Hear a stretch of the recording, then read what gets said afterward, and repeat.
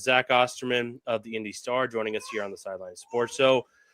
Zach, thank you so much for joining us. And I just want to get your thoughts on the totality of this run. You know, what's it been like to cover this run in particular after, covering this team for, a couple of decades? Yeah, I mean, it really does kind of feel like it stretches back to last year in a lot of ways. I think, last season was a bit more, I don't know what the word would be. It was a bit more just sort of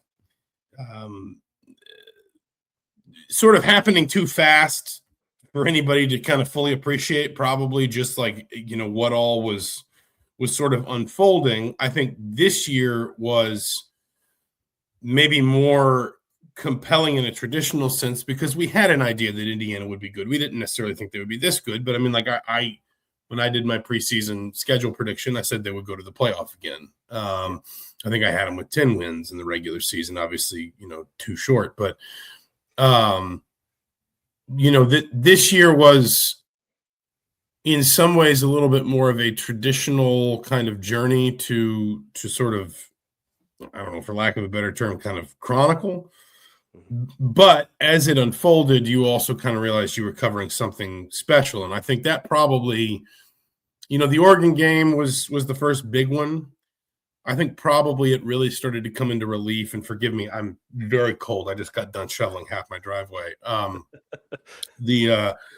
I think the Big Ten championship game and the way they won that game and who they beat, frankly, in that game, number 1 Ohio State, I think that was when you kind of got the sense that this team was capable of essentially anything. If they can win that game, if they can beat Ohio State straight up, no home field advantage, no weather, no weirdness, just sort of good on good. That was when I think it maybe felt like it sort of accelerated at a certain pace to, not just, hey, this is a really good team, this is a really good story again, but, really this team maybe can win a national championship. And that was when I think it really kind of graduated to a whole other level of kind of remarkable. Yeah, that was the dust settles. We watched the big celebration yesterday. Transfer portal we still get news on that. I had a very successful transfer portal as well. So, what do you think after all this has been said and done, this championship run by the Hoosiers this year, what has it done for the program at this point? Well, I mean, I don't know that, I mean, I don't mean to be dramatic, but I don't think words can really quite do it justice. And what I mean by that is I think, it has completely reframed the conversation around Indiana football, and this is, I mean, for a long time, we talked about Indiana and we pointed to Barry Alvarez's Wisconsin or Gary Barnett's Northwestern or Joe Tiller's Purdue. But Indiana's now accomplished something none of those programs ever did. And really, I mean, you can make an argument that, there's an extent to which Indiana did that last year. I understand they didn't make the Rose Bowl, but certainly, if we are sort of adjusting for different eras and different, sort of considerations, like there's an argument that Indiana was already kind of at or near the top of that, that sort of food chain of Big Ten programs that had kind of reversed their fortunes historically last season. And then, to go so much further this year, I mean, it from the narrative perspective, I'm not the only one who's argued this, that I think there's an argument that this is the best college football story ever told. But from today is, Sunday morning after the championship celebration, as Kurt Signetti said, basically he said it not in so many words, but he basically just said, this season's over today. Next season starts tomorrow.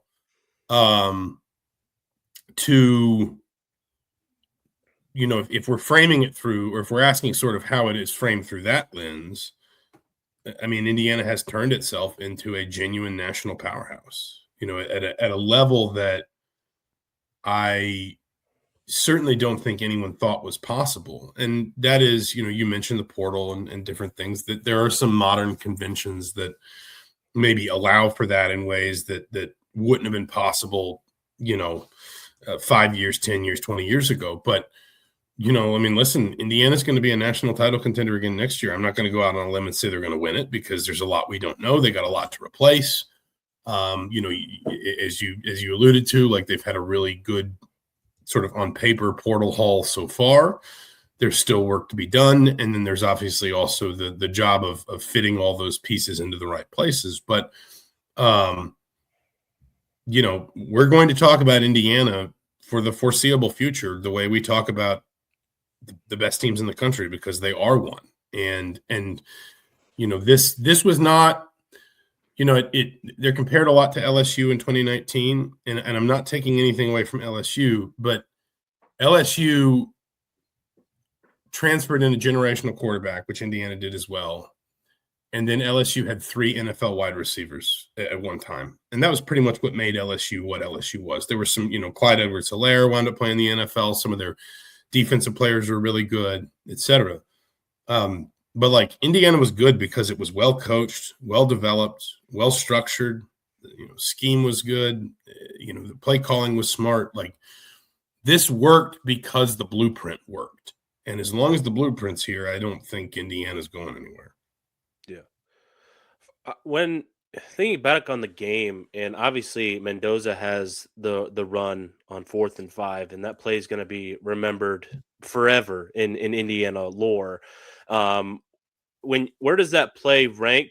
Obviously, it's near the top, but is it the top for you in Indiana football history? Because I think when first imagine, I compared it, I had a instant reaction show right after the game on Monday, and I thought that play replaced the Michael Penix reach out and hitting the pylon. I think that in Mendoza's play, I think, is the top play, and I what say you? Because I think it's got to be near the top, if not at the top. I mean, I don't know how you could. I mean, the only other argument you could make would probably be the punt block, right? Yeah. And the punt block's really important, and in some ways probably is more the difference in the game than the Mendoza touchdown, just in the sense of who played a cleaner game, who executed better in all 3 phases, et cetera. But there, if you're talking about, I mean, Pat Coogan called it probably the greatest play in Indiana football history. When you were having that conversation, like, there is a bit of a narrative or poetic element to something like that. Like, there is I'm trying to, I mean, like, there's I'm trying to think of a good comparative example. Like the Vince Young run in the Rose Bowl. That were there other better plays in that Rose Bowl? I'd have to go back and watch, but like, from an athletic perspective or a schematic perspective, yeah, probably. Right. But there's an element to which that play is the most important play, because it's a remarkable feat of football that is also the moment that will be frozen in time that we will remember forever.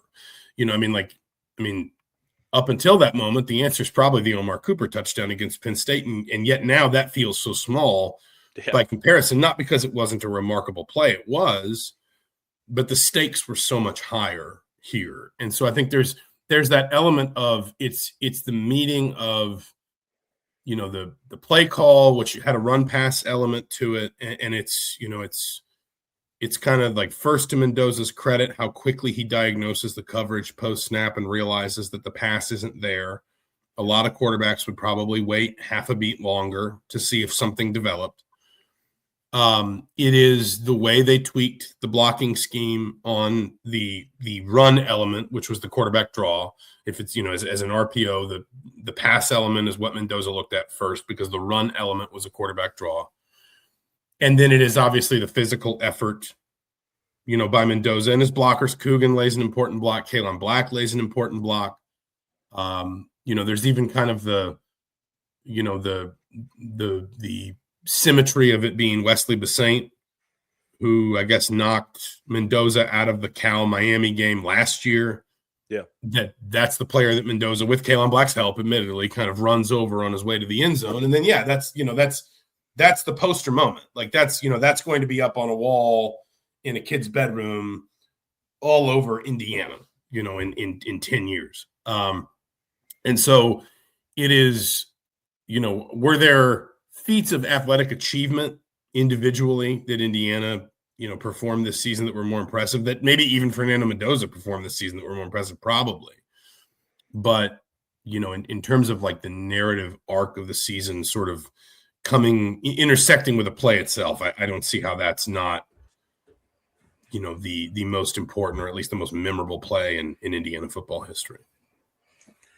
So the big celebration at Merchants Bank Field and Memorial Stadium, the title celebration, you were there. Describe the environment. Talk about what were the discussions like at this celebration for IU fans? Yeah, I mean, I'll be honest. I was surprised. I mean, there were probably I would guess about 15,000 people there. I was surprised there were that many there. It was so cold. Like, I mean, and I'm not even joking. Yeah. Like I have these like big North Face skiing gloves. And I would pull my hand out to film, something happening, the team running onto the field or whatever. And like if my hand was out of my gloves for more than 2 minutes, I couldn't feel it anymore. Like it was so cold. And I hope everyone was there was okay. I mean, you got to a point where like both Don Fisher and Kurt Signetti were struggling to enunciate their words because like, I mean, your face gets so numb that like I rode Little Five in college. And we would train in the winter, and there would be rides where you couldn't talk because your face was so numb. Your lips could not shape to make the words, and that's how cold it was, even up on that stage. And so, I was surprised there were that many people there. Obviously, Indiana had to do it then. So many of these guys have finished school now. A lot of them are going to go off in a lot of different directions for NFL draft prep. Like you weren't going to get. I mean, I don't think they even had the full team there yesterday. I'm assuming a lot of the guys who've transferred out are already at their new schools. But like the only chance you were going to have to get even a decent amount of the team, a good amount of that team together in that one place, it was going to have to be as soon as possible. And then obviously there was the winter storm coming and blah, blah, blah. The point is Indiana had to do it then. Listen, it was, I think it was fitting in some ways. Of course, they would have liked a fuller stadium. I think the reason to me, and this is just my personal opinion, other people can feel differently. I thought it was fine. It was obviously subdued because of the weather and the crowd. But you also remember, the Rose Bowl was 80-20 IU fans. It seats 90,000 people. What's 9 times 8? 72? So there were probably 70 to 75,000 Indiana fans at the Rose Bowl. Mercedes-Benz seats about 74, and I would guess it was at least 92 to 93% Indiana fans. So that's another 60-something. Indiana fans, I feel pretty confident saying outnumbered Miami fans in Miami Gardens. So that's another, 40-ish, 35-ish. My point is, it's not like Indiana fans didn't have opportunities to celebrate with this team. Even if you go back, like there was an extent, I'm a big soccer fan. There was an extent to which like it started to feel the way it feels when like a soccer team goes on like a long European Cup run and you have thousands and thousands of fans that follow them all over the continent. And they come back with these stories of, crazy travel stories of how they got there and the floor they slept on, or, the train station they slept in just to get there. And it was all worthwhile because we had this wonderful celebration at the end. Yeah. It's a shame that Indiana couldn't do, something a little bit more substantial at the back end. And of course, like a parade is not practical in January in Indiana. But Indiana had so many of those moments. There were a few thousand fans in the stands in Eugene. I would guess there were 15 to 20,000 fans in the stands at the Maryland game. Indiana fans comfortably outnumbered Purdue fans in the Bucket game, even though it was in West Lafayette. And then you talk about Indianapolis, Pasadena, Atlanta, and Miami. Like Indiana fans celebrated with this team. They feted this team. They honored this team. And so the celebration yesterday was, I think, about the best anybody could hope for. It was obviously affected by the weather and just everything around that. But it's not like this fan base didn't get to celebrate this team in person. There were so many moments where they really, really were able to kind of show that public passion and that public embrace of what this team was accomplishing. And so I think it was, if nothing else, just to have all the trophies on one stage at one time, I think was a fitting end. Yeah, for sure. And I think somebody needs to get Signetti some new swag. He's still wearing the playoff run stuff from last year. I think he's wearing like the 24 playoff. He needs to get some swag, update his wardrobe a little bit. But just for you, I mean, obviously you were a student at IU. You've been on the beat for a long time. Did you ever think anything like this was possible? Obviously, because you've seen the lows for sure of this program, and obviously you've seen the high now. Was any of this in your mind as a student, as an early beat reporter, any of this even imaginable? No, I mean, it really wasn't. And, honestly, I say this all the time. Like I never really would have considered myself an IU fan, mostly because I wanted to do this for so long that was always kind of my, and I grew up in Georgia. I didn't grow up here, which, days like this, I wonder why I ever left. But although I think there's ice down there and we'll take snow over ice any day. Yeah, so absolutely. No, listen, can you find, pictures of me somewhere, probably on Facebook wearing Indiana gear? Yeah, of course, because I was a student there and you embrace it. But even as someone who has been, neutral and objective on all of this for a long time, to kind of each of your questions in turn, no, I never would have imagined something like this was possible. I think you would have imagined that maybe you would imagine that certainly Indiana could be more competitive in football, that if it made more of a concerted effort, which it did for a number of years in resource allocation and staffing and fan support and so forth, that Indiana could be something like what it was under Kevin Wilson and Tom Allen, which was consistently, in the bowl conversation, somewhere between 5 and 8 wins, winning some meaningful recruiting battles. You think about like a Michael Penix, for example, or a Taiwan Mullen, players like that. And holding its own at a level below the Big Ten's best. And then maybe, especially in the divisional structure, maybe you get a year where Michigan's down, you beat Penn State at home, Ohio State's got some weird thing going on, you win a tiebreaker, and then you get some sad sack Big Ten West program in Indianapolis and you beat them and you win a Big Ten title. The idea of this, of not just 16-0, but I mean, they beat Oregon twice. They pummeled Illinois. They won at Iowa, at Oregon, at Penn State. They beat Ohio State, Alabama, Oregon again, and then Miami in Miami. Like that is – it would have been hard, but the only thing they didn't have to do was beat an SEC team in Atlanta. And like, honestly, if you want to know why they were in the Peach Bowl, like it was in part because the number 1 seed gets a little bit of preference. And they basically said, we would like the Peach Bowl as our semifinal so long as you promise us there won't be an SEC team in our side of the bracket, because they didn't want to face an Alabama or to Georgia or maybe even an Ole Miss, although that probably would have been more of a 50-50 proposition. But, the idea that Indiana could be so dominant, not just maybe win a Big Ten title, once in a blue moon, but win a national championship and in the fashion they did, is so difficult for us to sort of fathom all the way up until last year, and last year, certainly Curt Cignetti is adamant last year set the stage for this year and so forth. But all the way up until last year, it would have been anathema to all of our experience, not just of Indiana football, but of what is possible in college football in general.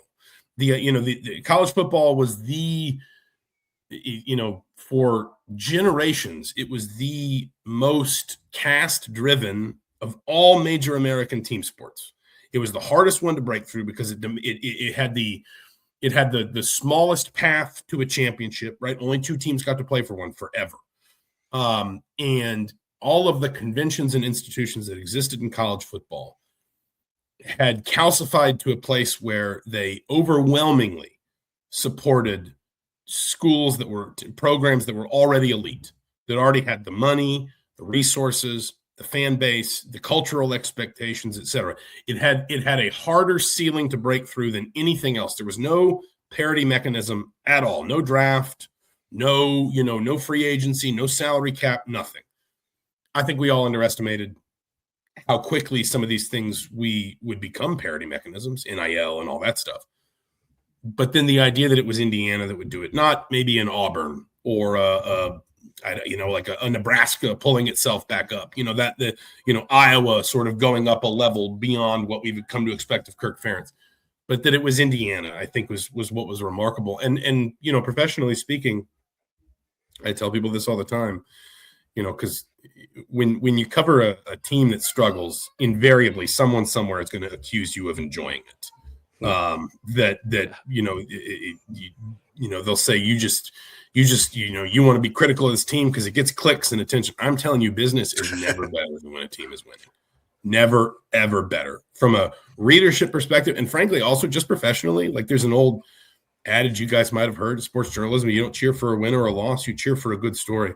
What's a better story than this? What is a better story than what has happened to Indiana football over the last 2 years? And then break out, and I'm rambling, forgive me, but then break out all of the subplots. Think about Fernando Mendoza's backstory and his mom and his fight to reach this level. Think about Aiden Fisher, who lost his dad and then his stepdad. Mikael Kamara basically had to beg Kurt Signetti for a scholarship offer. Now he's an All-American. Think about all the players that stayed. Jamari Sharp. I don't know if y'all realize this. I didn't until after the game. Do you know his uncle is Glenn Sharp, who was the Miami defensive back who was whistled for the pass interference in overtime in the 0-2 title game against Ohio State? Wow. And D'Angelo Pons, who had to fight against, all the sort of complaints about his size forever. And we can go on and on. The point is, all these stories are remarkable in and of themselves, all the way up to the head coach that went from Alabama down to D2 to give himself an opportunity to run his own program and eventually built his way back up to winning not just the Big Ten, but a national championship. To roll all of those together, like what's a better story than this? I mean, I'm not trying to I don't think it's hyperbole to say I don't think I'll ever cover a story like this again. As a Purdue football fan, I wouldn't know. No, I mean, but like seriously, this is probably the most remarkable thing I'll ever cover. Yeah. So I mean, it was exhausting. Don't get me wrong, but it was a wonderful challenge, and I hope we rose to meet it, because again, I don't think you're going to see anything ever quite like it again. No, for sure. It's an unbelievable story, and seeing your coverage, just over the last few months. And obviously DC and I have been following Zach for quite some time, and he's done a great job covering Indiana sports for the IndyStar for a long time, and he's done a great job. And Zach, thank you so much for coming on the stream here, and we hope to hear more from you, and you'll probably have more to even come out of this as the off season and now transitioning into basketball. We don't even have time to ask you about basketball, because I could ask you about, there's nothing to talk about anyway. Yeah, I know some Indiana fans on the basketball side aren't as happy right now, but we'll get there with the Darren DeVries era, hopefully. But again, Zach Osterman from the IndyStar, thank you so much for joining us here. Thanks for having me. Stay safe, stay warm. We'll all dig out from under the snow together. Yep, we'll do it together. Thanks, Zach.